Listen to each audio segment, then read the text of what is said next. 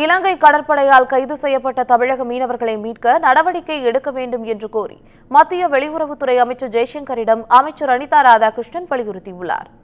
மீன்பிடிக்க கடலுக்கு செல்லும் தமிழ்நாடு மீனவர்கள் இலங்கை கடற்படையால் கைது செய்யப்படுவதும் தாக்கப்படுவதும் அவர்களின் படகுகள் பறிமுதல் செய்யப்படுவதும் தொடர்கதையாகி வருகிறது. இதனால் தமிழ்நாடு மீனவர்களின் வாழ்வாதாரம் முற்றிலும் கேள்விக்குறியாகியுள்ளது. இந்த நிலையில் தருவைக்குளம் கிராமத்தைச் சேர்ந்த அந்தோணி மகாராஜா என்பவருக்கு சொந்தமான விசைப்படகில் கடந்த 21ஆம் தேதி 10 மீனவர்கள் மீன்பிடிக்க கடலுக்குள் சென்றுள்ளனர்.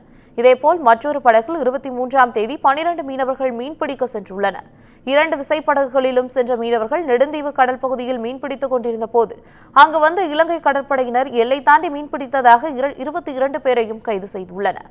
இதனிடையே இலங்கை கடற்படையினரால் கைது செய்யப்பட்ட தமிழக மீனவர்களை விடுதலை செய்ய வேண்டும் என்று வலியுறுத்தி தமிழ்நாடு முதலமைச்சர் மு.க.ஸ்டாலின் மத்திய வெளியுறவுத்துறை அமைச்சர் ஜெய்சங்கருக்கு கடிதம் எழுதியிருந்தார்.